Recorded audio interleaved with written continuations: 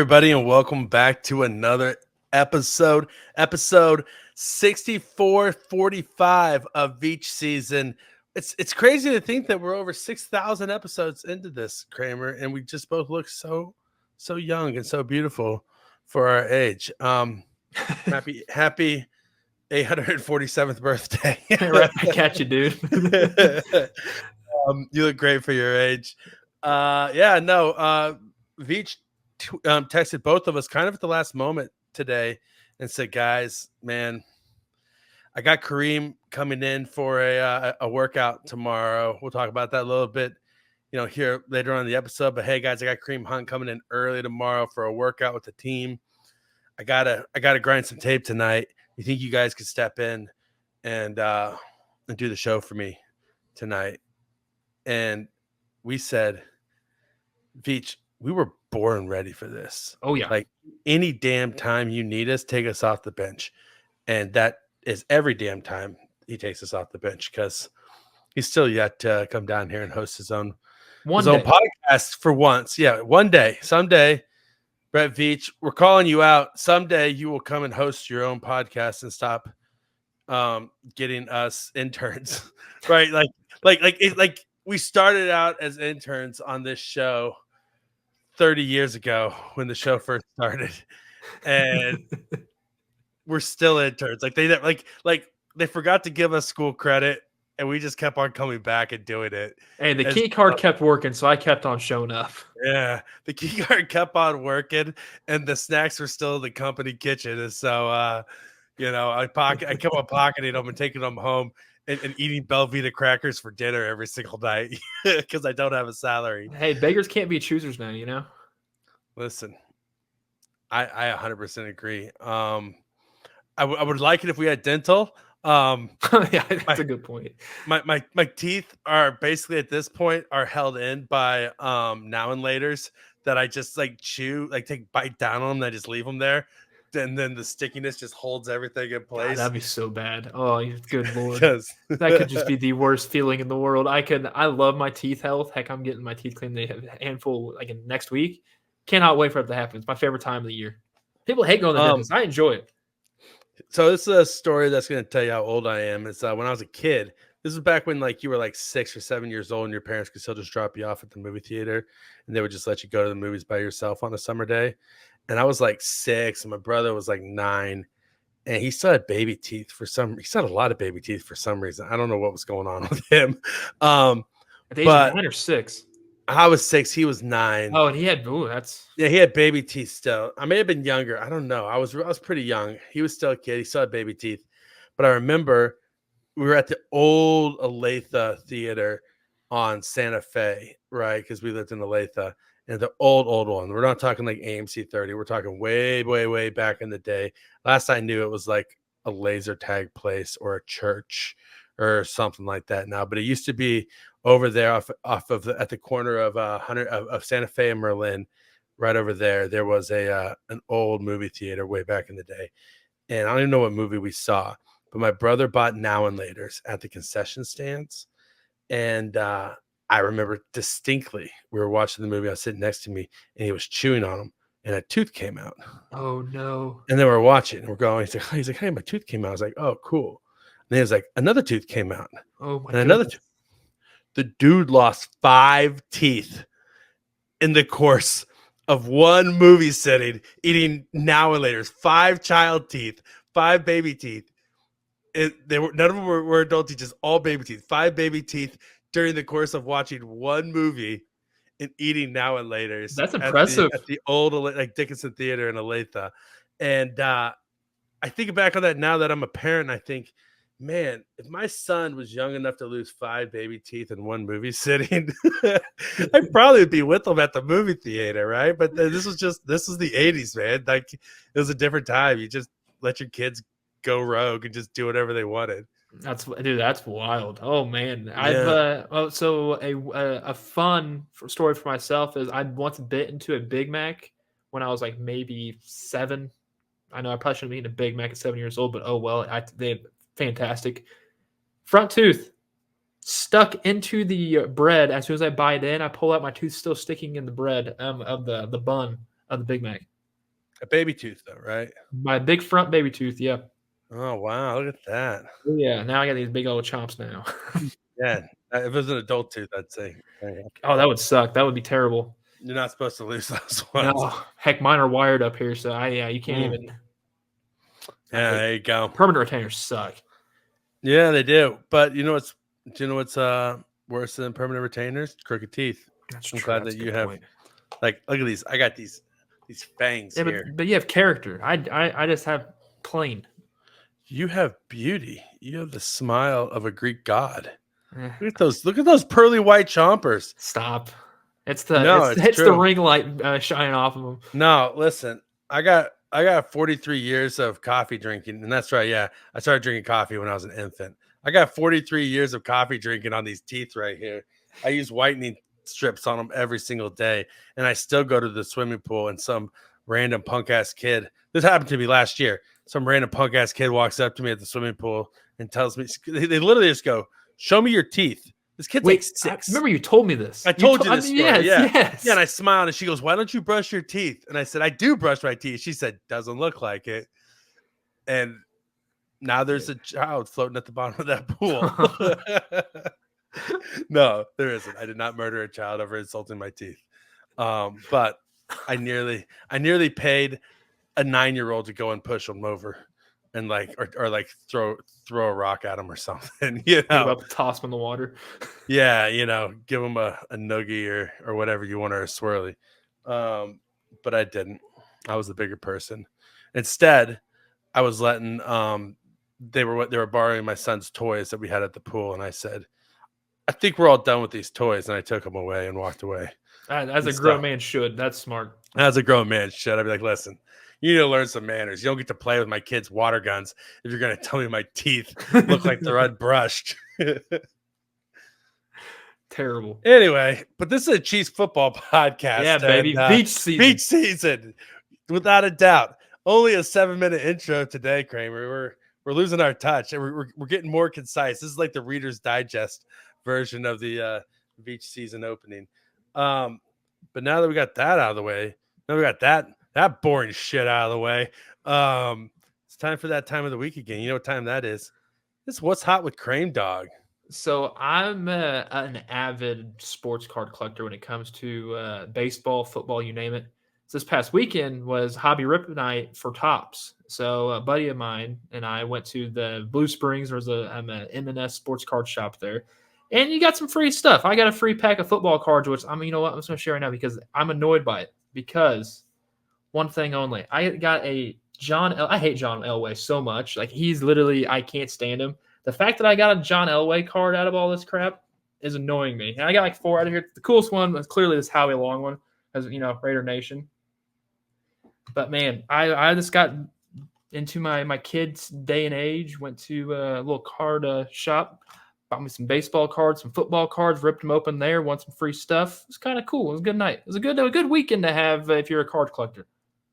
So we were looking at Halloween stuff this week, and I realized and remembered that there's this guy around the corner from our house, and this guy is like every trick or treat. Like, if I was a kid, this guy is my dream come true trick or treating house.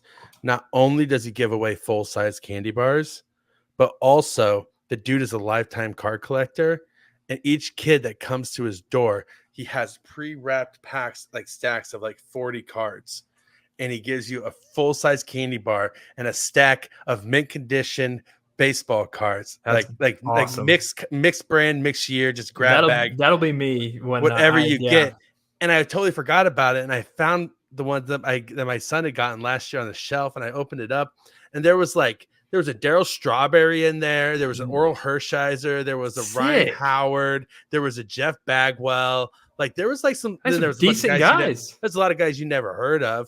Right. Oh, I know them all. I'm a baseball nerd. Well, yeah. No, I know. Yeah. I mean, I had heard of them, but there's like the guys that the average fan wouldn't have heard. But like, there was like some decent ones in there. Yeah. Yeah, dude. No, there were some sweet cards in there. And I was just like, oh man, I'm putting these back on the shelf because he's still too young to appreciate them. But I'm like, we're gonna hit that house twice this year. We're gonna go Yeah. home and we're gonna go home and do a costume change. Come back, hit them back up again. I got two kids, two costumes. We're gonna get 4 stacks of cards and get this collection started off on the right foot. Hell yeah, dude. Yeah. Actually, I'm gonna take note for that. And when I do give out candy and stuff to kids, I might do. I have a surplus. It's annoying. Mm-hmm. Yeah, I mean, I used to have a surplus before I lost them, but it was like, yeah, like I'm like, man, I just want to go back out and buy just a ton of cards on eBay so I can do that. I want to be the guy who gives away baseball cards. Well, I'm already I was gonna be hoping the to get full size these. candy bar guy. I was hoping to get this Paul Skeens signature rookie card that's in the pro debut box, which for some reason they had marked off at half off, so your boy had to get and buy it. There was like 28 packs in there of like 100 and something cards. Got 4 signatures out of the deal, but it's not the one I wanted. Jackson Churio, stud for the Brewers, got his though. Oh, that's cool. That's awesome. You know what that means, Krame? You just need to buy another box. Yeah, I'm not doing that, man. I ain't got money like that. No. So, Tots, if you want to sponsor Veach season, yeah, the Foolish Club Network, I mean, we could be your guys. We could actually do a package opening and review at the top of every single episode, Tots. That'd be awesome. Or, I mean, Don Russ, Fleer, Score, any of those brands still around. Pinnacle. If they're still around. Yeah, if they're all still any of you guys, Upper Deck, anybody that's still around. Panini, there we go. Panini, yeah, we'll take anything you got. We'll review them. And heck, it doesn't even have to be football cards. Like it could be any sport, any wrestling, rugby, Pokemon cards. I don't give too expensive. Like Pokemon cards, way too expensive. Oh, are they? I've literally never owned I'm a Yu-Gi-Oh guy in my life. All right, fine. We can review Yu-Gi-Oh cards. I don't care. I'll do it doesn't matter. Magic the Gathering, sure. Just send us any kind of collectible card, anything, and we'll open it and do a pack review on the show for a sponsorship. And kind of like how people review our show. Wow. Yeah, we'll give you guys hey, Tops, we'll give you a 5-star review. Yep. We'll for every if you sponsor the show, and we'll do a pack review. Just throwing it out there, and maybe something beneficial for you because our tens of listeners would really enjoy the content. No kidding. No, what are we kidding? We are the original Chiefs Draft podcast / Halle Berry podcast. We're the official Halle Berry podcast of Kansas City Chiefs fans everywhere. So it only makes sense that we're a natural fit for Tops baseball cards to sponsor. Oh, amen. Especially stay tuned because we have some Halle Berry talk later on today. We do. And you know what they say about Halle Berry? Older the berry, the sweeter the juice. Amen. Fully torqued now. Oh, man, she is. She is a very nice lady. Yeah, very nice lady. All right. Well, that was what's hot with Krame Dog. Now, Krame. So Madden, I'll give John Madden football some credit. They did put Carson Steele in the game finally. They heard our voicemails. The people's voice was heard, and they responded by putting Carson Steele in the game. As a 67 overall. Are you effing kidding me? That's a slap in the face. Like his strength is like an 80 or whatever. I think so. I think that's what it showed. Pathetic. That is a pathetic rating for the future and probably current running back 1 on the Kansas City Chiefs.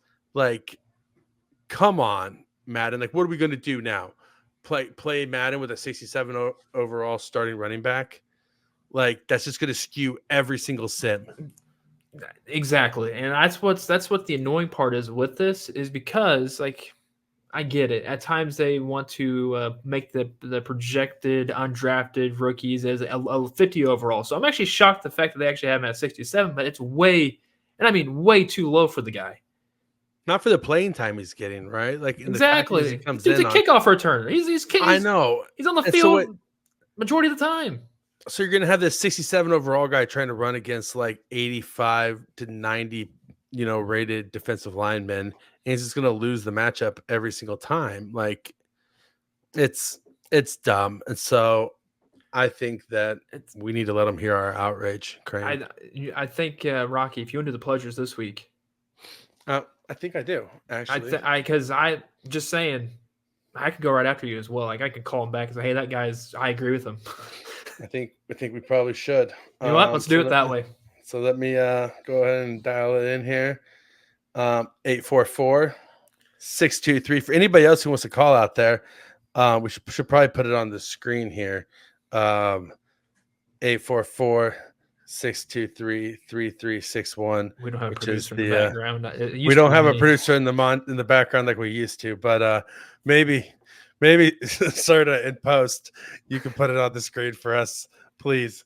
Anyway, the John Madden football hotline is 844-623-3361. That is the phone number to John Madden's personal residence. His poor wife just getting voicemails of us belligerently badgering her about Carson Steele's ratings. No, I'm joking. It's not. She signed up for it, not us. All right, so here we go. I'm gonna call right now. Hey, it's Ocho. You reached the Madden Ratings Adjuster Hotline. Leave a detailed message telling us who you think should have a higher rating and why. But you better bring us some facts we haven't already considered. Otherwise, don't even bother. Your message will be recorded. By leaving a message, you grant EA permission to use your message throughout the world, in perpetuity, on its social media platforms and websites, and represent that you are at least 18 years old. You further agree that we may call you back regarding your message.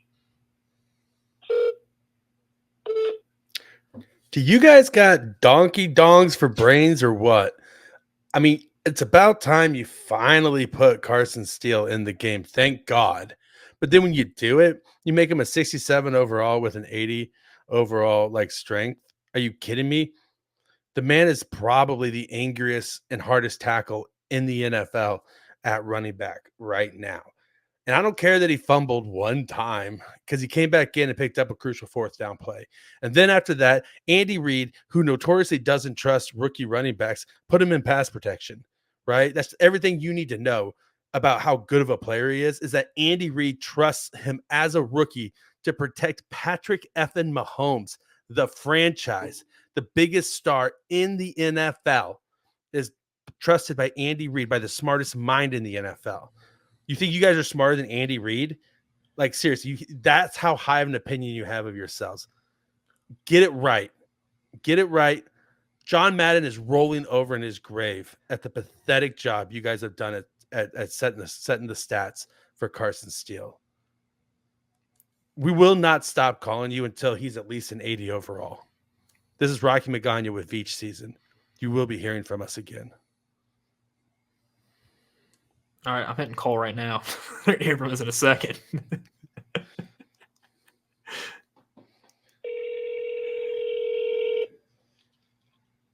Hey, it's Ocho. You reached the Madden Ratings Adjuster Hotline. Leave a detailed message telling us who you think should have a higher rating Are we and childs? why. But you better bring us some facts we haven't already considered. Yeah, we're complete man children. Don't even bother. And I'm okay with Your it. message will be recorded. By leaving a message, you grant EA permission to use your message throughout the world, in perpetuity, on its social media platforms and websites, and represent that you are at least 18 years old. You further agree that we may call you back regarding your message. First things first, I am absolutely happy. The fact that you got Carson Steele, the running back for the Kansas City Chiefs, the number one, maybe number two right now. He might be the entire workhorse. He's going to be there for the Kansas City Chiefs no matter what. Next week, the upcoming week, the week after that, he's going to be ready for the Falcons on Sunday Night Football. I'm just saying here, you got him in there, but you don't have the correct overall, which is absolutely frustrating. I understand he fumbled once, but the fact that his mental toughness and the faith Andy Reid had in him to bring him back out there to say, hey, you might have messed up once, but that doesn't dictate you for the rest of this game and the rest of your entire career. No, he got his ass back out on that field, put his hand in the dirt, protected Mahomes, did whatever he needed to do to ensure the Chiefs won, in which they did by a field goal, but still they ended up winning because of the help of Carson Steele. 67 is way too low. I think now he should be at least over 70. But you know what? I'm going to keep calling you until you get 80 because Carson Steele deserves to be an 80 overall right now, damn it. It's been Kramer for Veach season. And the guy who called you beforehand, I agree with him 100%. Boom. We will not be silenced, John Madden Football and EA Sports. The voice of the Chiefs fans will be heard and justice will be served. We will not stop until Carson Steele is rated at least an 80 overall in that game, which is a fair rating. Yes. We're not asking for 99 overall or 99s across the board or making him an all-pro. 80 might be a little bit high for Madden because I much as I play too much Madden Sim Guy for Red Pride. There's not many 80 overalls in Madden. It's all 70 based. It's so dumb. Well, they need to change that Carson Steele first. So that's your average player. Carson Steele is Carson Steele. That's true. And Kramer, if they ever actually make him an 80 overall, we lose the bet and we can't call him back anymore. Yell at him. So can you imagine they actually do make him 80 because of us? Like, can you imagine? Because we just bully them into it. Yeah. No, honest to God, he probably should be like a 73, but he should be higher than a 67. Like that's just the fact, right? It's laughable. If he was a 73 with a 90 strength, I'd say, okay, that makes sense. But a 67 and 80 strength, come on. Cool. That's why we're going for 80. He's baby Thor for a reason. He's baby Thor for a reason. He's not baby bitch like Derrick Henry. Okay. Dang, 3 weeks in a row. Yeah, no, this is the official. Derrick Henry lives rent free in your head, dude. Yeah, no, he doesn't live rent free in my head. I don't give two craps about him. I'm not scared of him. Clearly, shoot. Yeah, I think that he's just overrated, and I'm not afraid to say it. But also it's just a running gig at this point. I mean, it's a bit, Kramer. It's all a bit. I don't know. I don't like Garrett Cole. He's a pitcher for the Yankees, so you can keep it up. Oh man, Garrett. Any the one that cut up his jersey? No, that was Chris Sale, right? Was Chris Sale the one that cut up his jersey? Yeah. He got mad. He got mad at the team. I forgot about that. He took a pair of scissors and cut up his jersey.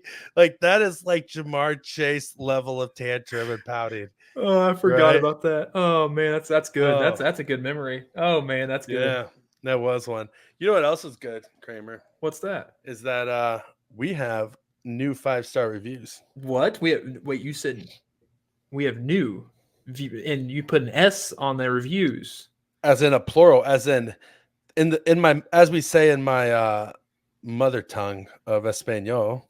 Yeah, we have El Trace new reviews. The 3. We have El Trace, the 3 new reviews. Yeah, and so as is our custom in our culture, in our Veach season culture, part of our culture and our custom is that we read all 5-star reviews regardless of what they say, word for word. Word for word. We will give our commentary on them, but we will not abridge them.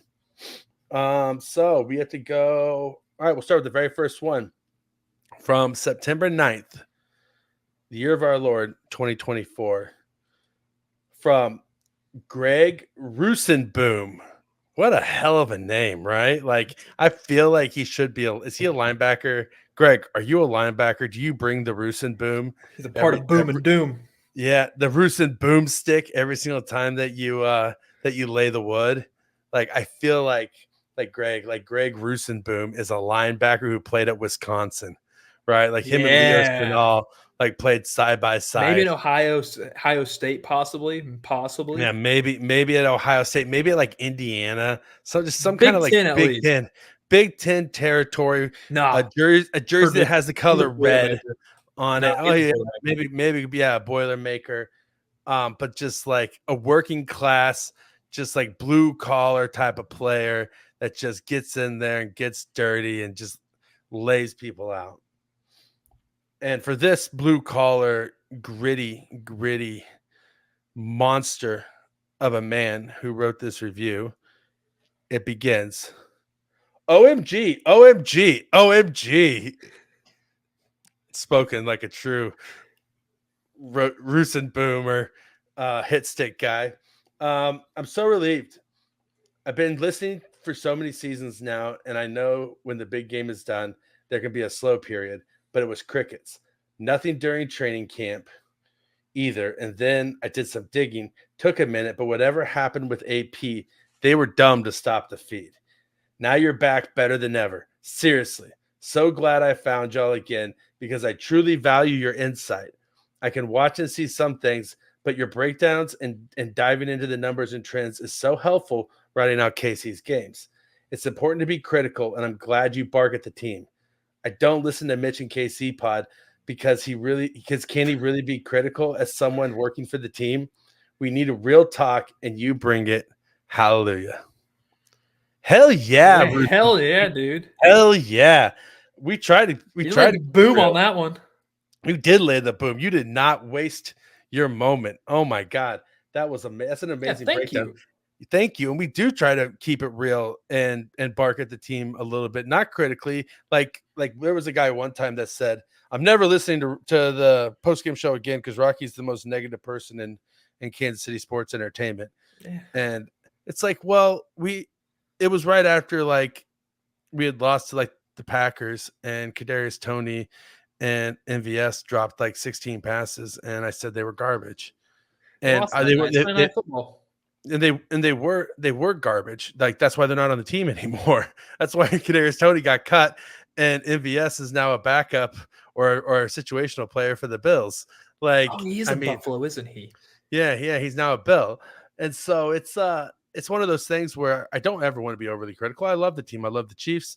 I love everything, but I'm not going to sit there and sugarcoat things. Like Krame, if I was being an asshole, I'd expect you to say, hey, Rocky, you're being an asshole. Stop being an asshole because you love me. Yeah, exactly. You keep it real and you speak truth to the people you love. You don't sugarcoat it to make them feel better about playing poorly or doing something stupid. So that's how I view it. And I think we owe it to the fans to give them a product that is 100% real.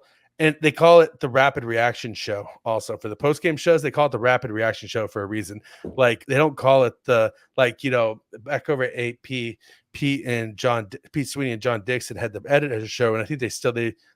They just got it back up and running over there, and that's awesome for them that they were able to get that back going. But they have marinated takeaways on their show, right? Where they sit and they think about it for a couple of days, and then it's like Tuesday, and then they're like, okay, let's give our opinion on what happened in the game. Me and Serta are going live seconds after the final whistle. If we lose, I'm still pissed, right? I'm trying to measure myself so I don't drop F-bombs live on the air, right? Or just get hammered and tell everybody what I really think. And so I'll at least try to keep it as level-headed as I can. Like what you see in the post-game show is the very calm and reserved Rocky Magaña after the game, especially after a loss. Anyway, that's only 5-star review 1. All right, Uno, number 1. All right, second one comes from Chief of the Rockies. Wow, I didn't know I had a chief. Okay. Thanks for being my chief. It's Rocky. Yes, sir, Chief. Yes, sir, Chief. You are my chief. The title is Reunited, and it feels so good. No, it does feel so good to be reunited with you, my chief. I've been missing you. I missed you, Chief. Thanks for coming back and reuniting with us. Glad to find y'all again. Best Chiefs coverage on the planet. Love these guys, and they're both serious and lighthearted takes on the Chiefs. By the way, for anyone wondering, a three-peat is coming. Hell yeah, a three-peat is coming, Chief.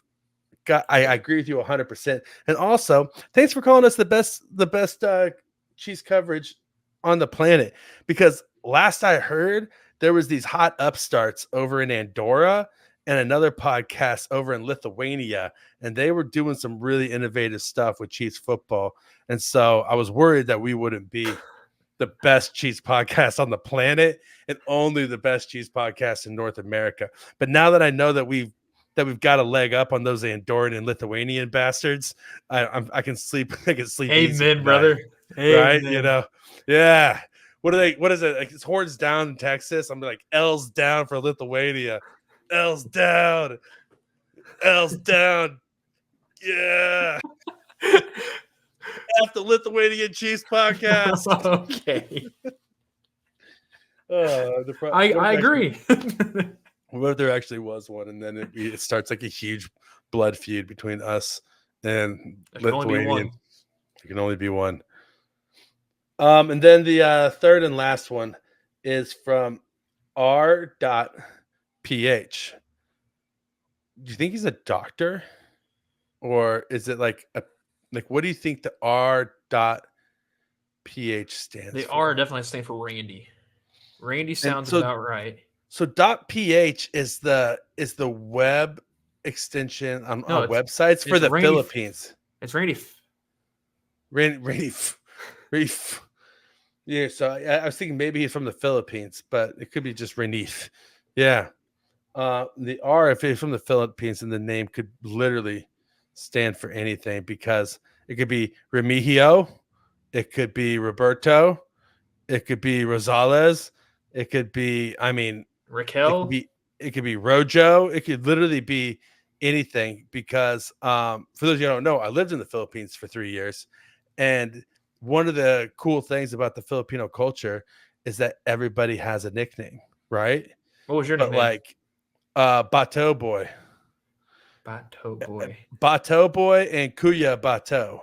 Bato is it's Filipino for rock. For Nice. like a rock. And so boy, like, so one thing in Filipino culture is Your rock boy. They'll put boy after a lot of like nicknames for guys. They'll be like something like Jojo Boy will be like his name, or something like that. And then Kuya Bato, Kuya is older brother, right? So it's like older brother rock kind of thing, right? So those were like my two nicknames that I had, but they'll also be like, they'll do like a lot of like repeating also for like short and shortening of what they think a name sounds like. So my friend Alessandra, who's South American, who lived over there also at the same time as me, her nickname was Lek, and we still call her Lek to this day. And that was the nickname that was given to her, because Alessandra, they like took the less from the Alessandra and put a K on the end, and then they doubled it. So that's when I say like the R could literally stand for anything. Okay. Because Lek is short for Alessandra in the Philippines. Gotcha. In her one specific situation of her one friend group that gave her nickname of Lek. Okay, so, I'm learning something new every single. Yeah, I promise you, I learned something new every single week on Veach season because of you, Rocky. Well, You're enlightening me. Let's try to spread knowledge, useless and very random knowledge, and unexpected moments. Always at some point in time. So anyway, R.PH. So we'll say that it stands for Ray or Reg. Ray. We'll say so Ray.ph. Ray. As I was so happy to stumble across the Great British Chiefs show in their new location. I love their take on Chiefs football and on the Chiefs and football in general. My favorite episode of all time was when Tom had such a sore throat that he sounded exactly like Roy Kent from Ted Lasso. Oh, because Ray, got bad news for you, buddy. Like Ted Lasso, our favorite show, the Great British Chiefs show, has for this time being come to an end. They have stopped making new episodes of the Great British Chiefs show due to life just getting busy and them no longer being able to dedicate the time that it took to being able to bring it to you guys on a regular basis. It broke our hearts and it broke their hearts when they had to make the tough decision to walk away from continuing on with Great British Chiefs show. But the reruns will always live in our hearts. And we have an open invitation to Tom and Brad whenever they want to come over here. Amen. And talk football and get their takes out in the air and listen to us make fun of them for being no good red coaters for approximately an hour and a half straight. I invite them to specifically come on for our 4th of July episode, so we can discuss the greatness of American independence and overthrowing the tyranny of the British. If there's like an international tea day, I would love to come on and discuss the Boston Tea Party with them as well. Also, just December Kramer, 16th is when we should have them on. is that International Tea Day? That's when the Boston Tea Party happened. There we go. This is the December 16th episode. We should have the let's get on scheduling that. Let's figure it out. Let's figure that out. Tom and Brad, I'll be reaching out to you guys. I love you, buddies, and we're gonna get you on here to discuss for the Veach season Boston Tea Party episode. God, it'd be great if we were playing the Patriots that week. But I don't think they don't play the Patriots this year, do they? No, they don't. That's no. what I thought. Who are we playing that week of December 16th? Oh, let's find out. This is the week before the Steelers. It would be the let's the find Bills? out. Oh man, it's East Coast at least. That's November 17th. Okay, the Bills. December Chiefs Browns are December 15th. Gosh. Yeah. I have to go watch that one at a massage parlor or something.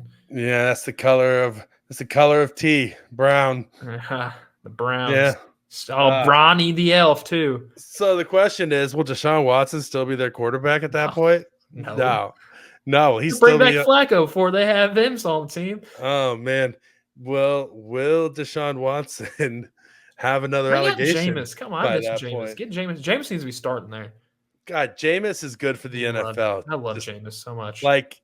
Yeah, sure, he shoplifts crab legs. One time, he was hungry.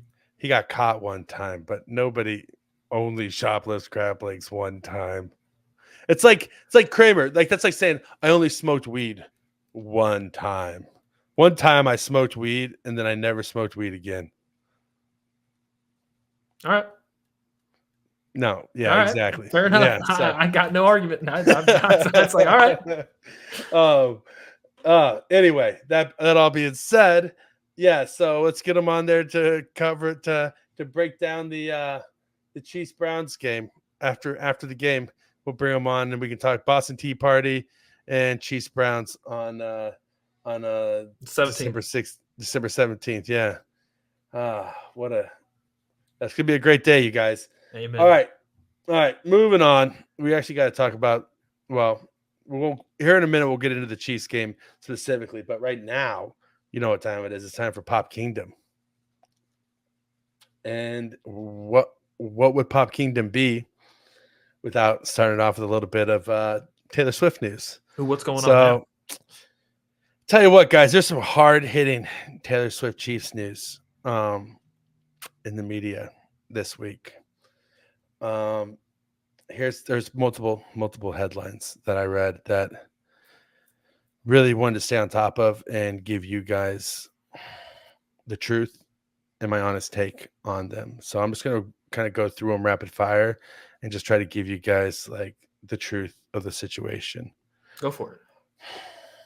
All right. So it all started out with the fact that Taylor Swift showed up at Arrowhead Stadium on Sunday wearing a jersey as a dress, like not even wearing pants, like she had a big jersey on and she wore it like a dress. And there were some people that said she forgot to put her pants on. And I just wanted to let you guys know she didn't forget to wear her pants. She did that on purpose. It was a fashion choice. So that was the first hot-hitting topic for Taylor Swift this week. The second one was her and Brittany Mahomes sat apart from each other yet again. What? For a second week in a row, they have to hate each other. They have to hate each other. Was not in. That's ridiculous. She was not in her suite. And this comes after Taylor Swift supported Kamala Harris publicly. So you're telling me Taylor Swift's ghosting Brittany Mahomes now? Allegedly. Or it could be that Brittany Mahomes is pregnant and doesn't want to be around a bunch of drinking and partying because the scent of anything when you're pregnant no way that's makes you sick to your stomach and you're probably tired and you just want to like hang out and be around your family. There's no way that's the case. Be in a chiller atmosphere. Nope. They don't like each other. Nope. Obviously, they hate each other. They obviously despise each other. And it's obviously all politically motivated. 1,000%. Yep. And then, okay, so it gets worse from here, though, guys. It only gets more intense. Things only get ratcheted up and more intense from here. When Travis Kelce was announced during the football game, she swooned. She swooned when she saw him walk out on the field. Did what? She like visibly made a swooning Like, motion. what do you mean? Like I have no idea. like what she was swooning is. like, oh God, he's so hot. I love him so much. That's what swooning means. Interesting. Yeah. And I mean, publicly in front of everybody, she was attracted to her boyfriend. So she literally just had a full blown big O right in front of there, and with kids in the audience. That's wild. Wow. Think about the children. Like there was a big O that happened. I mean, probably wasn't the only big O happening there at Arrowhead, but still. And like, could you get to add on to the PDA of the situation? The cup she was drinking out of had the number 87 on it. Like, I think she was drinking alcohol in front of children. Like, there were children at the stadium while she was in her private suite drinking a cup with Travis Kelce's number on it. And I think there was alcohol in the cup. Like what is she doing? Like he has a brand to protect. Like, it's not like he owns a beer company. What do you mean he's the face of Bud Light? Yeah. He also owns Garage Beer with Jason Kelce. Like, he owns a beer company. But he has a brand to protect, and there were children there, and she really needs to rethink what's important in life. And then to top it all off, she took a selfie with her friends in front of her own Eras Tour poster in his suite. And it was in the background of a photo that she took of herself. Like adjacent, not even like directly behind her, but like in the background of the photo, you could see it. Like, how self-involved. She was also very excited, that I could tell, when the Chiefs won. And how she's a super fan. She's the Chiefs super fan. She loves her some Kansas City Chiefs. And if she really, like, let's be real here. If she really was feuding with Brittany Mahomes over liking a Donald Trump quote on social media, then why would she have cheered for Harrison Butker? That's maybe people can separate politics from their personal lives and friendships. Only if, Rocky. Only if, dude. It's insane. I know it's a daring path forward to think about. That there's not many open-minded people in this world. It's always narrow-minded. People like to read into the subliminal advertising of things, and they think that's one way is the right way, and they stick that way the entire time. And I know people say it a lot, but there's so much more that we have in common than we have that divides us. Like, it's so true. It's so wild. Everybody worries about paying their bills on time. Everybody wishes they had more money. Everybody wants their kids to grow up to be a good people and get a good education and make them proud. Everybody wants to watch their kids play sports or just love on their family members and be loved and be surrounded by love and have friends and feel accepted. And I think that's where a lot of the political division comes from, is that people want to feel accepted and want to feel like they're a part of something. So they latch onto something that they can feel like they're a part of. But we're all part of the human race, right? So Anyway, this is Pop Kingdom. I'm not doing a soapbox this week. I'm not doing a soapbox this week, Kramer. Stop trying to draw me in. That ain't me. Stop trying to bring Pastor Rocky out and make me preach from a GD soapbox again. But anyway, on behalf of all Chiefs Kingdom, I apologize for Taylor Swift's actions this week. It was really, really. If anything, I don't think she did enough. Do it again. It's pretty NSFW, to be honest. Next item up, though. Halle Berry's got a new movie coming out, Krame Dog. Oh, yeah. I repeat, Halle Berry. Halle Berry. The Halle Berry has a new movie coming out. And it's not Catwoman Part 2 as much as I wish it was. No, it's not. It's a horror movie. Oh, no, I'm not a big horror movie genre guy, but I'm definitely watching it if the one and only Miss Halle Berry's in it. Oh, I hate horror movies. I do not like jump scares. I am Me a either. big pansy when it comes to jump scares. Amen to I that. I don't like them Strong. at all. But her new movie is called Never Let Go. I'll never let go of her. It says all it takes is just one touch. I don't know what that means, but Is Halle Berry touching people in that movie? sign me up. Yeah, I don't know the premise. I don't know anything about it, but man, if all it takes is not to be crass, Kramer, but from Halle Berry, all it takes is just one touch. But I mean, to be honest, yeah. So, Miss Berry, we're excited for your new movie to come out. Yes, we are, Miss Berry. And you are the greatest film actress of this generation and generations before. You're amazing, and that's why this is the official Halle Berry podcast of Chiefs fans everywhere. Also, a little bit of other actual football news in Pod Kingdom this week. So last year, when we were doing when Veach season was just a draft podcast, it's still a draft podcast during the draft season, but the rest of the year it's this. We said Bryce Young's a bust. Bryce Young, I would not draft him first overall. He's too small. His play style does not translate well to the NFL, and I don't see him being successful. Well, news in Carolina is Bryce Young is out. He's benched. Sayonara, number 1 overall. That was the worst. That was probably the worst trade and worst draft pick when you consider what they gave up. Yeah. For that draft pick and how it turned out. Heads should be rolling in Carolina. Yep. Right now. And Dave Tepper, the owner, is the primary issue and the primary problem out there. So I don't see it getting any better anytime soon. Thoughts and prayers go out to all the Carolina fans because you are just eternally stuck with a garbage franchise and a garbage leadership to root for.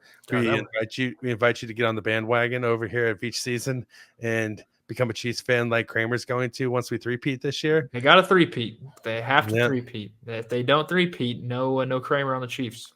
You mean when they three-peat? No, they have to. There's no wins in horseshoes, are there? No, but they will. They're going to three-peat without a doubt. It's locked in. Just guarantee it. It looks so likely that they will. After 2 weeks, it's ridiculous how likely it looks like. Yeah, and then also, following up on Pop Kingdom to this week, we also said this past year that I didn't believe in Caleb Williams as a generational talent, a guy who's just going to come in and hit the ground running and be this amazing guy.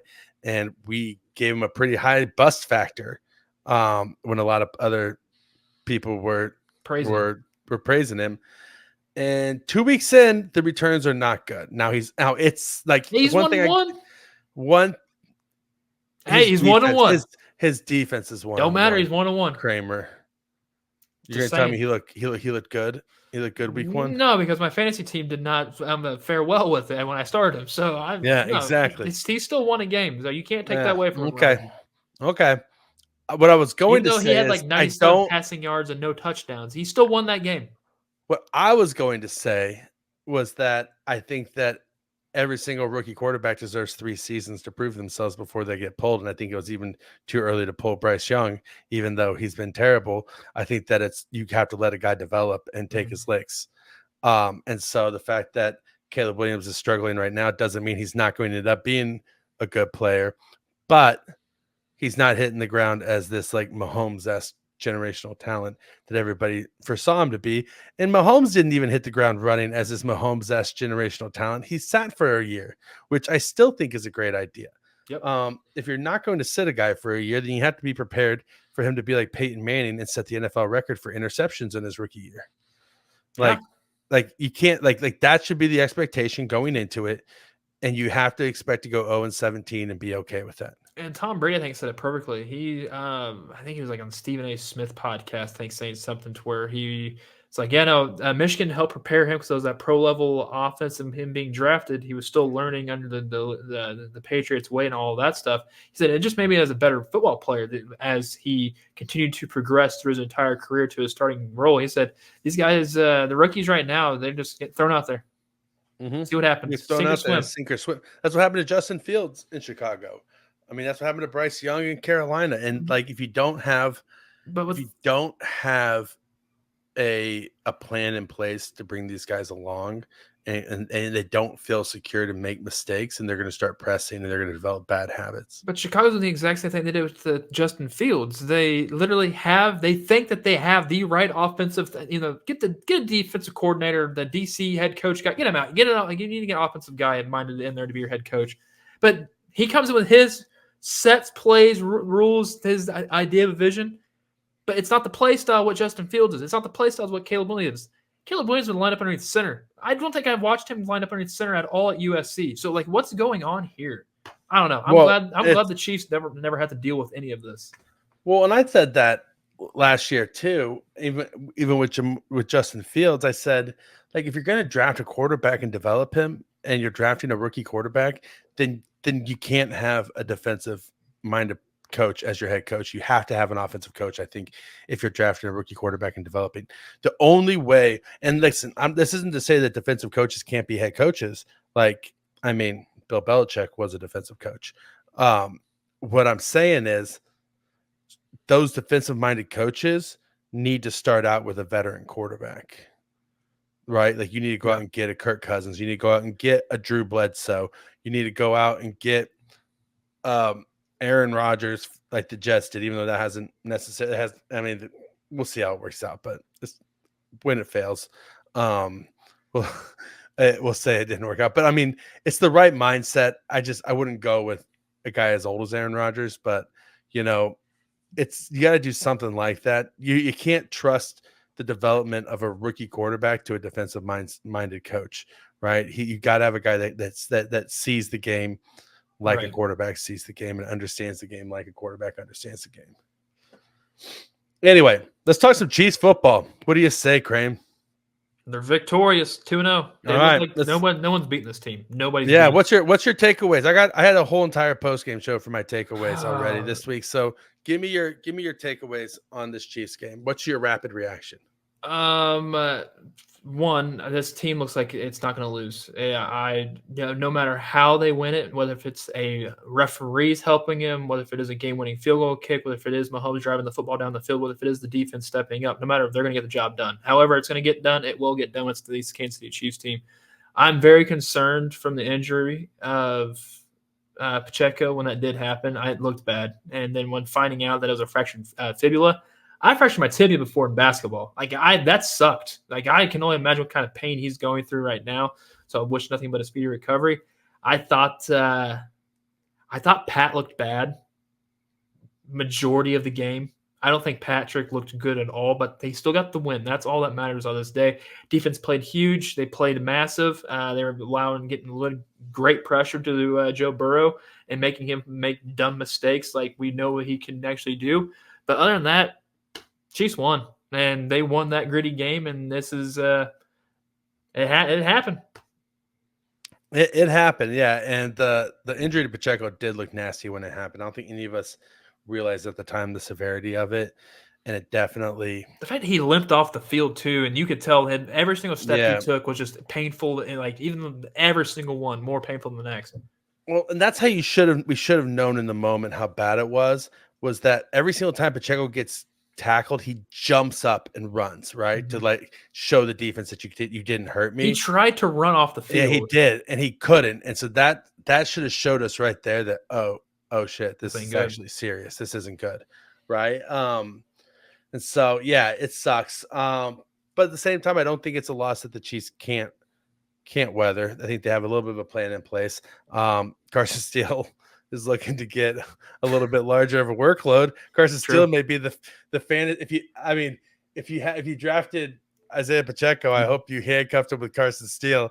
And in our 20-team league, who has Carson Steele currently? Does anybody? I don't know. Do you? We're both going to be racing to Adam. Maybe. As soon as we finish recording here, all right. If you see Kramer looking down at his phone here in a second while we're still I'm recording, gonna check. it's because he's trying to add Carson Steele. No, waivers are locked right now. It's yeah, Monday Night Football's going. it's still Monday Night Football because we're both we're in a 20-team fantasy football league. It's nuts. And so pickings are slim when it comes to running backs after the draft, and so so Carson Steele may be a value pickup, and it may end up being the fantasy running back of the year. One of my main takeaways from this game, aside from the Chiefs, about the Bengals in general, is that the Bengals are in trouble. I think they're 0-2.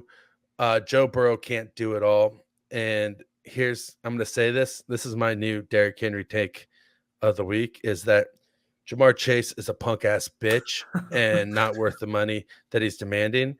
I'm not saying he's not a good football player. I'm not saying he's not even worth like $18 to $20 million a year, but he turned down 4 years, $160 million. He turned down 4 years, $160 million. The man is not worth 4 years, $160 million. He's had injuries and he doesn't separate. At least he doesn't against good defenses. He didn't separate against Trent McDuffie yesterday. He got shut down. He got shut down by McDuffie. His biggest play yesterday was a PI call that was wrongly called against McDuffie when it should have been called against him because he grabbed McDuffie by the collar and pulled him down. Then on top of that, in the fourth quarter late, he has a complete meltdown on a completely legal tackle and just completely melts down, not on a Chiefs player, but on the referees, to the point where Joe Burrow is trying to pull him back and literally looks him in the eye and says, "Shut the F up and get over there." And he pushes Joe Burrow away and keeps on screaming at the referees, to the point that his teammates have to drag him off the field. And then he takes his helmet, slams it on the ground, keeps screaming on the sideline, sits down on the bench, pouts like a baby, and continues screaming, all on the way of getting a 15-yard penalty for unsportsmanlike conduct, and pushing the Bengals back in a drive where they needed to keep the ball and run out the clock.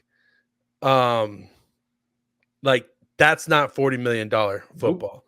That's not situational football. That's not putting the team first. That's not caring about winning football games. If you cared about winning the game, even if you think it's wrong, you're pissed off, sure, but walk off the field and then bitch about it on the sidelines. Yeah, no, not a good look. And the fact that was also very detrimental because any points matter at that point in time in the game. They had to get the ball back to the Chiefs in order to kick the game-winning field goal. So it's like, you're dumb. Well, you're an idiot, Jamar almost Chase. Like if they would have gotten a field goal range there, that the Chiefs would have had to have scored a touchdown to win the game. Yeah, no, that's exactly what would have happened. Instead of a 51-yard game-winning field goal. And on top of that, you got Joe Burrow, the leader of the team, telling you to do something on the field. And you push him away. Like legit, like I don't care. I don't care who you are. Chris Jones wouldn't push away Patrick Mahomes on the football field.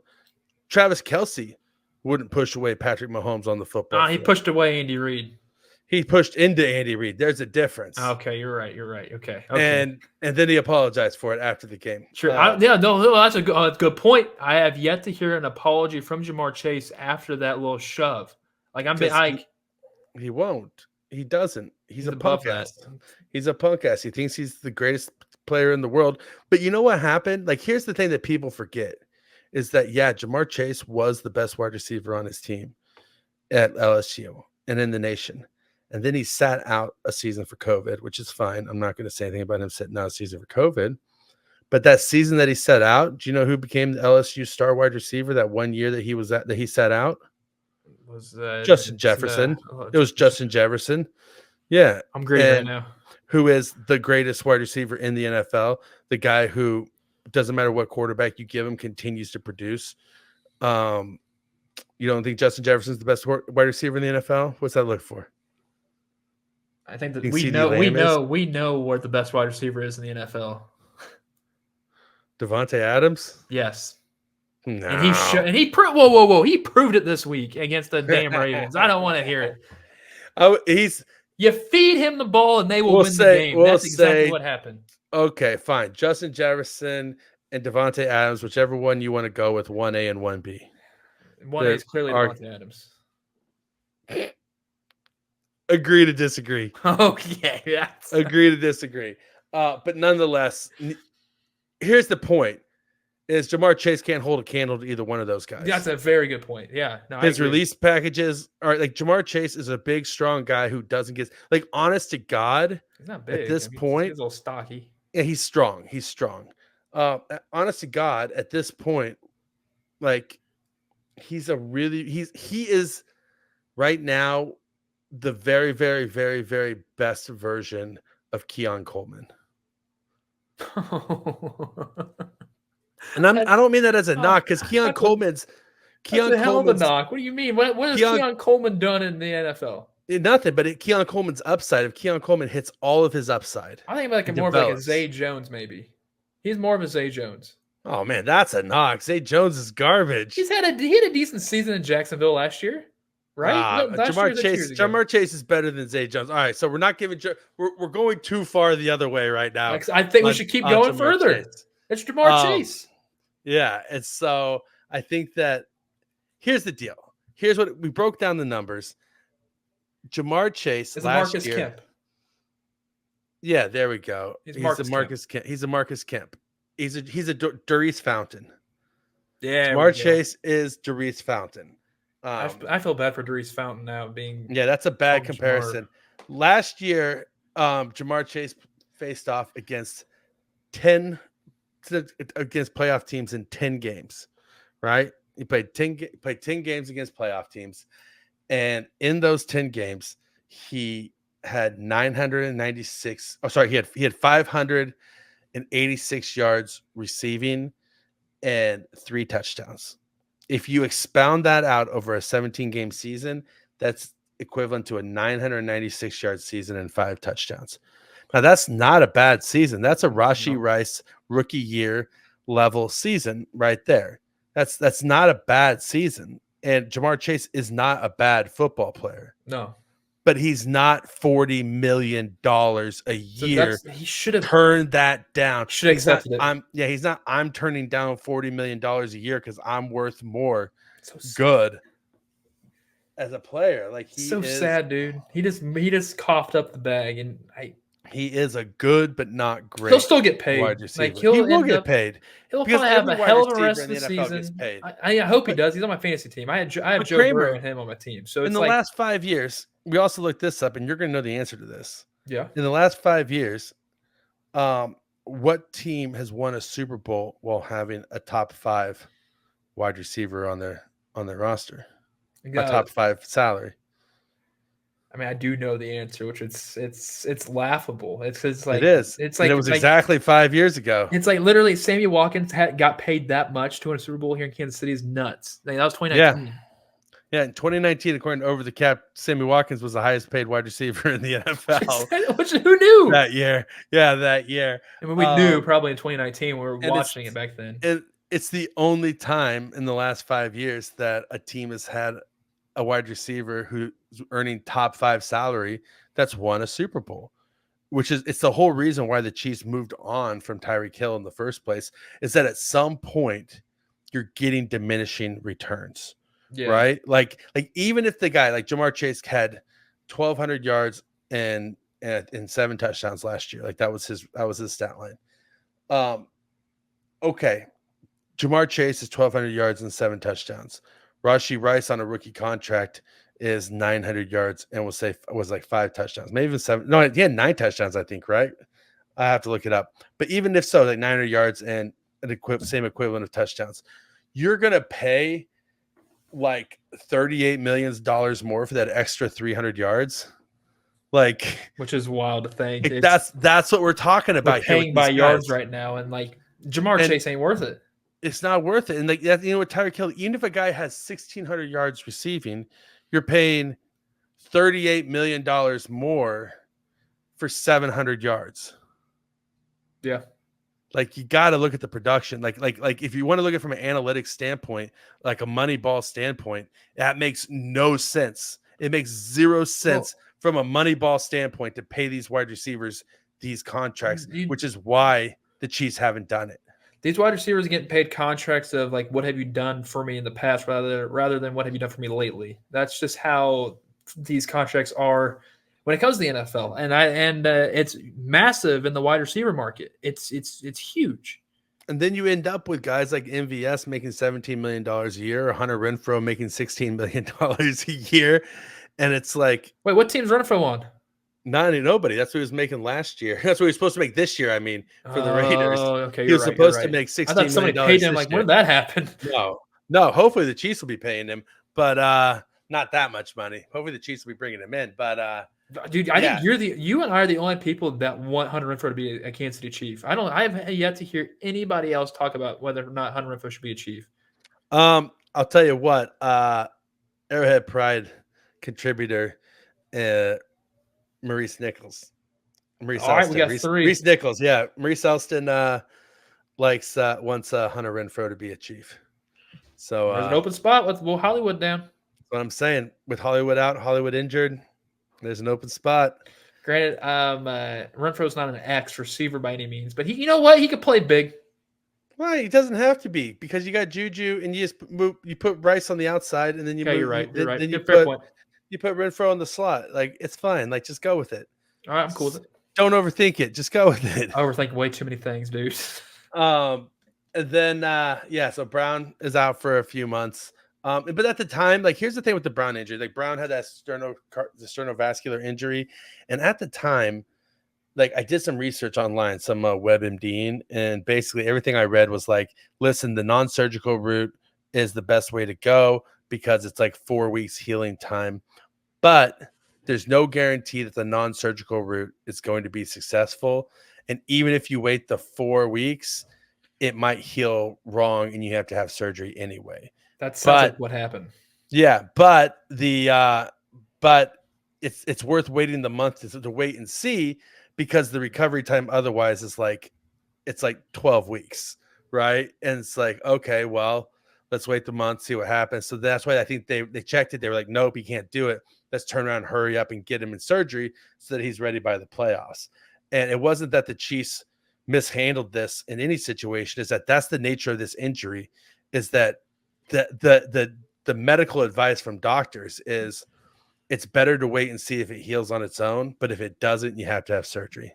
Like, that's just the nature of this injury. And we lucked out with Tyreek Hill, and he was able to wait and have it heal on its own. Hollywood Brown's injury healed differently, and they have to send him in for surgery. But all that being said, Pacheco's out, Hollywood Brown's out. The offense is taking some dings, it's taking some hits. But there's there's a little bright silver lining to these clouds. This could be one of the greatest redemption stories in NFL history that the Chiefs are bringing in. Love him or hate him, forgive him or don't, the Chiefs are bringing Kareem Hunt in for a workout tomorrow to possibly re-sign him and bring him back into the fold in light of Pacheco's leg injury. Oh, so he'd be the backup running back. Gotcha. He'd be the backup running back. For the guy who missed out on the entire Super Bowl run because of his own mistakes, right? Well, the guy who was a star in Kansas City before he made a very, very stupid and horrible decision to kick a woman in a hallway.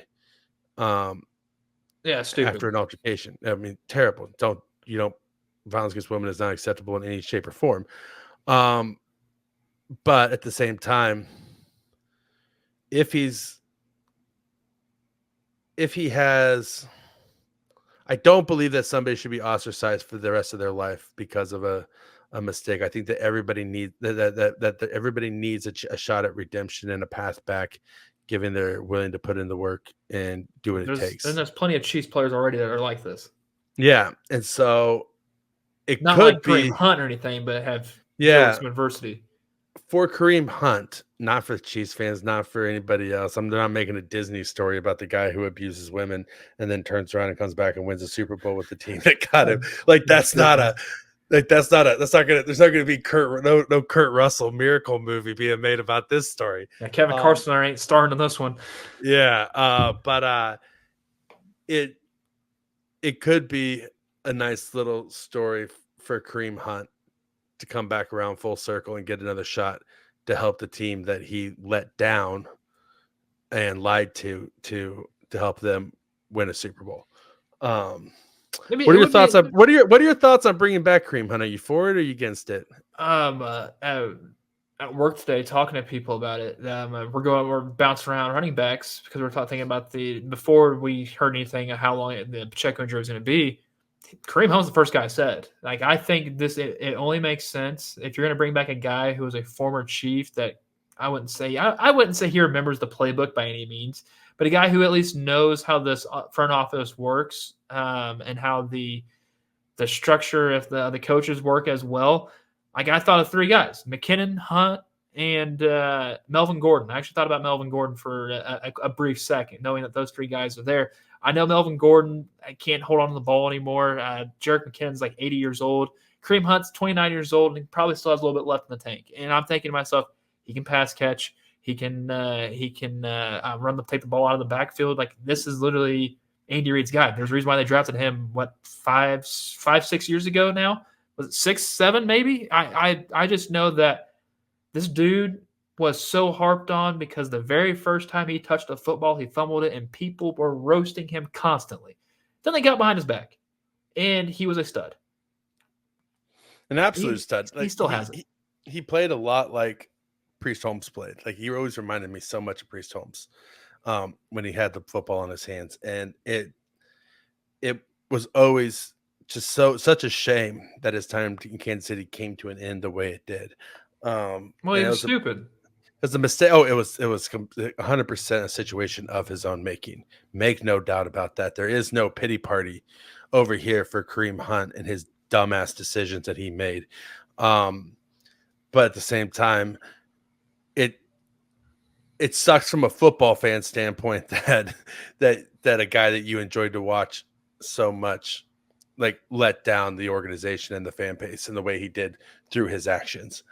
Much like Rashee Rice let down the fan base with his actions, right? Like, we still love and we cheer him on, but he made a dumb mistake as well. He did something stupid, and we're not going to sugarcoat that, but we're also going to appreciate him as a football player.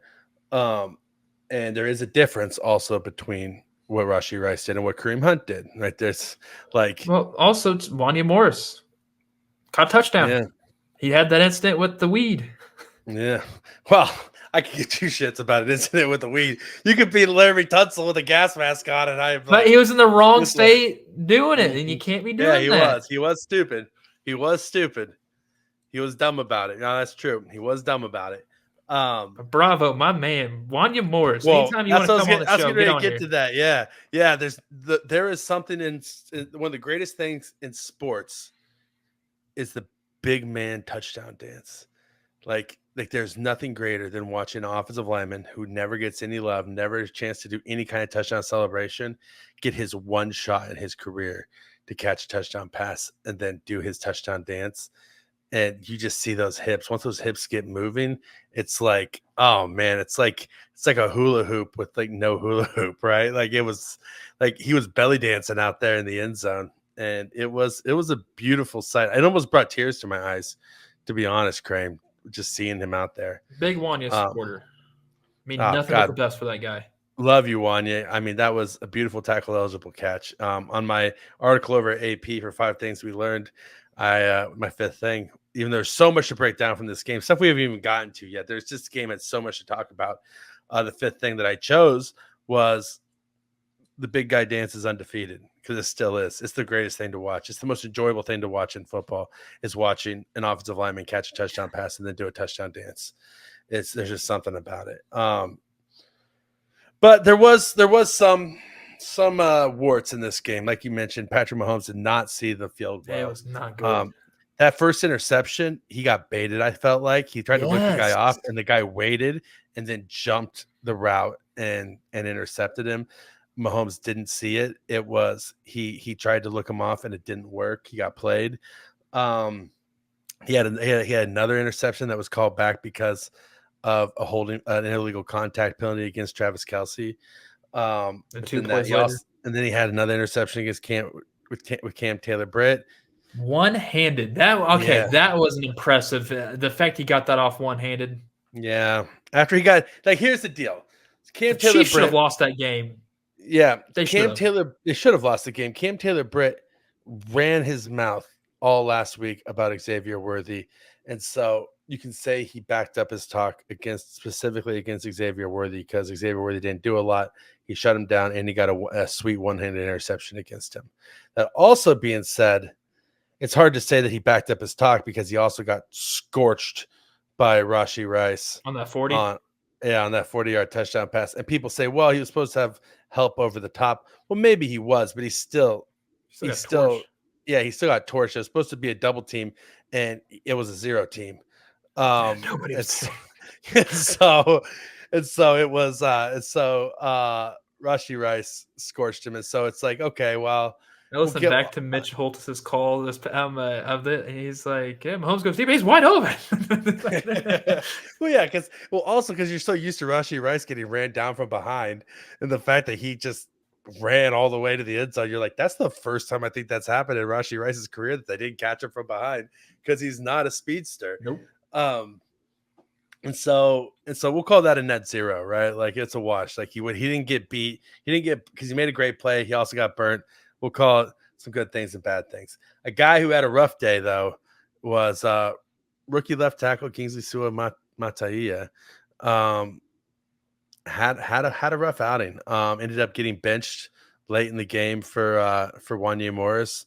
But here's the thing, Krame. Like I know that we drank the Kool-Aid about him all off season, about how good he was, and I still believe in him as a prospect and as a player, and I think he's going to be good. Trey Hendrickson is a hell of a matchup for any rookie. Yeah.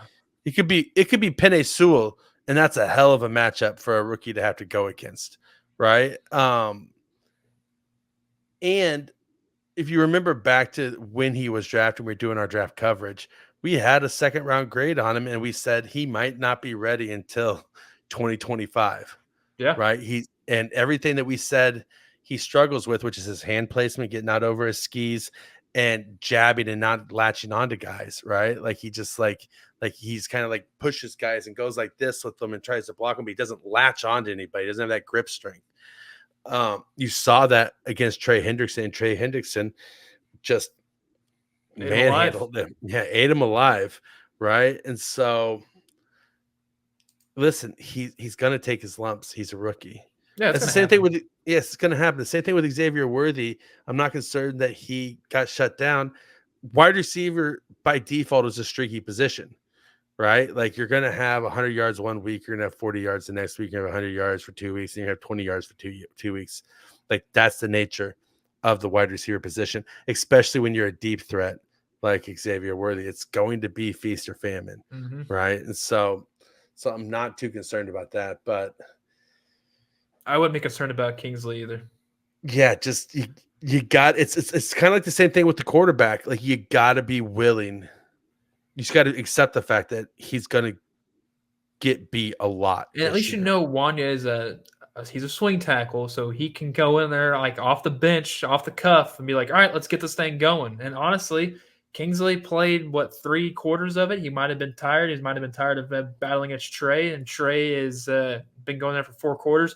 Bringing a fresher guy to block him is not actually it's a smart move, actually. Well, yeah. Fresher guy out there. And on top of that, at some point, you just say, listen, this isn't an act of no confidence in Kingsley. This is just saying, I don't know how much more we're learning at this point today. Right? Like we've learned as much as we're going to learn, and we just need to win the game now. I think it's kind of also where it was at. Let's win, baby. And like you wonder how much faith does Andy Reid have in Harrison Butker? All of it. All like he had more faith in Harrison Butker hitting a 51-yard field goal, a 50-plus yard field goal as time expired, than he did having over a minute of clock with Patrick Mahomes and 3 timeouts to move the ball closer for a more makeable kick. God, I tell you what, that's insane. That's insane.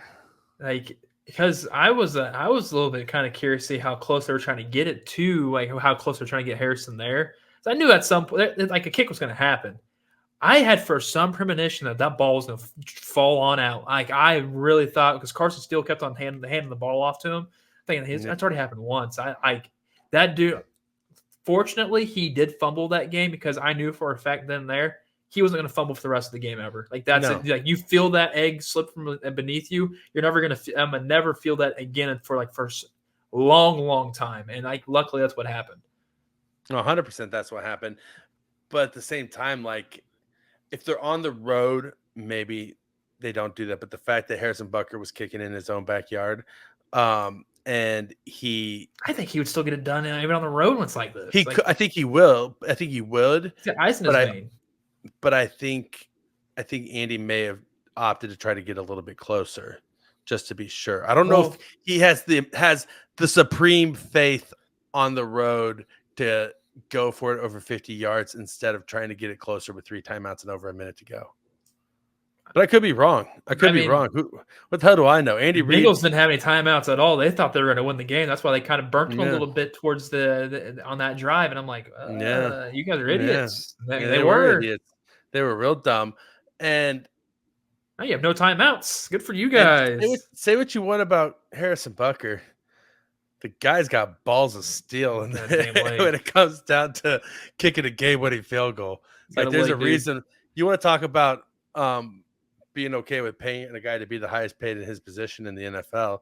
Like, yeah, don't give Jamar Chase $40 million a year. He's not worth it. But Harrison Butker sure as hell's worth 4.5. Yeah, no kidding.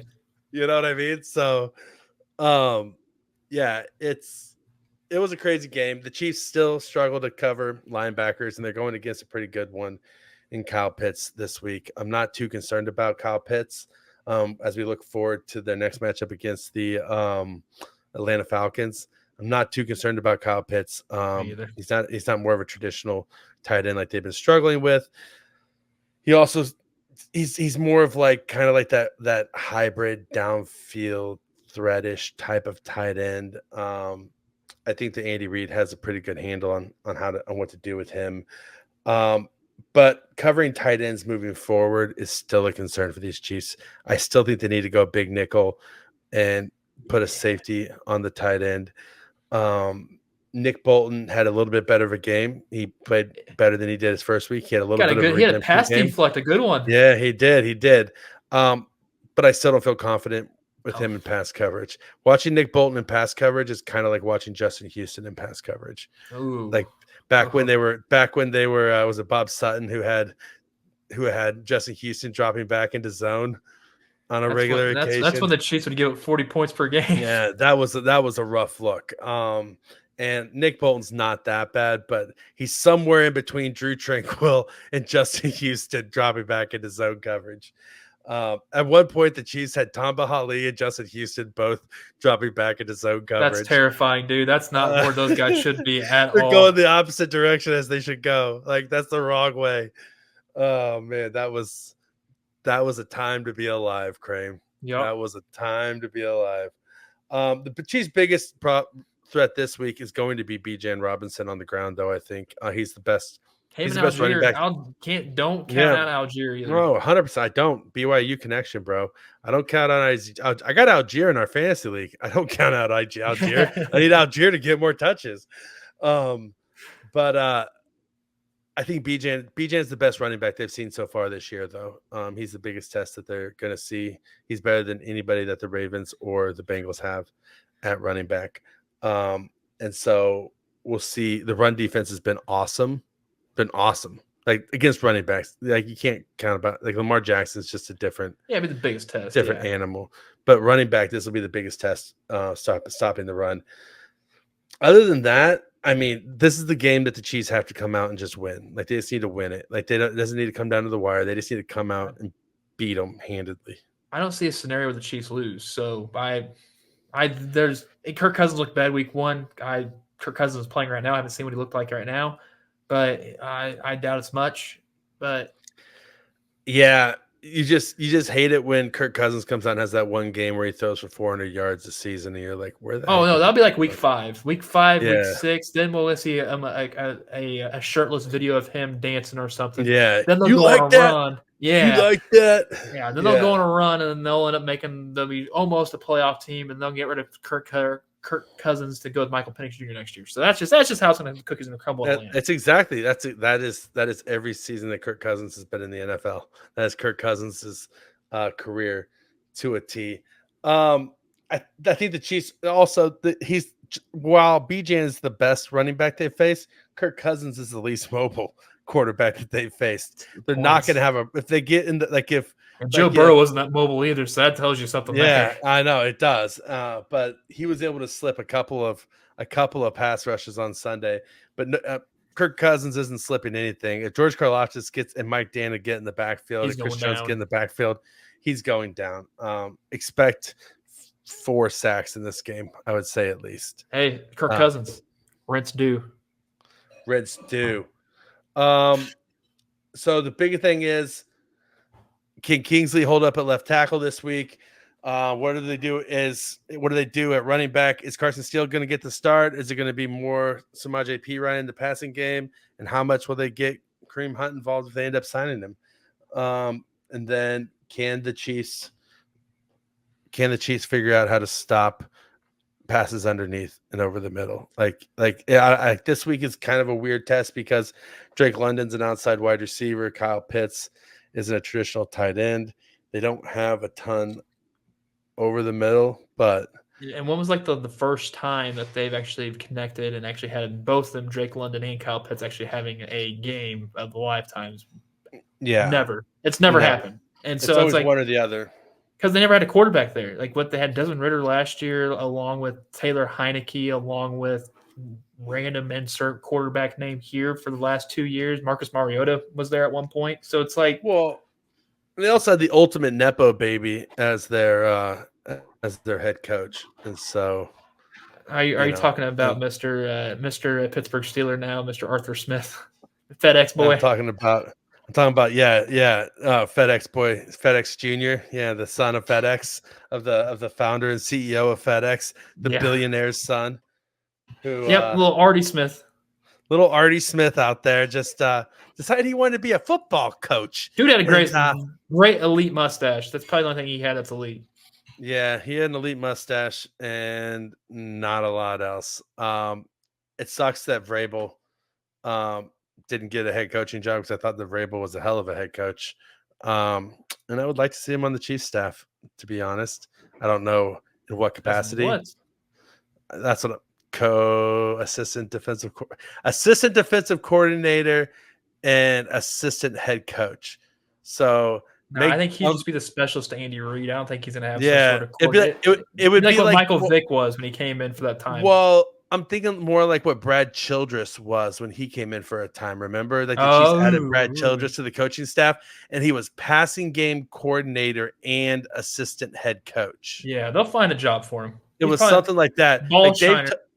Dave Tobe right now is special teams coordinator and assistant head coach. Right. And so you can have as many assistant head coaches as you want. Like it's just a title. It's a made up position, to be honest. Man, I wish I was. So it could be defensive packages coordinator and assistant package it for you. And assistant head coaches. I mean, that's what Arthur Smith's doing. Mike Vrabel's got a zaddy package on him. He's putting that hog in there. Mm-hmm, yeah, he's a whole hog type of guy. And with that, I'd say we're an hour and 28 minutes into this. Oh boy, we've been going that far. Yeah, Veach season, baby. Veach season, baby. So with that, what's your score prediction this week?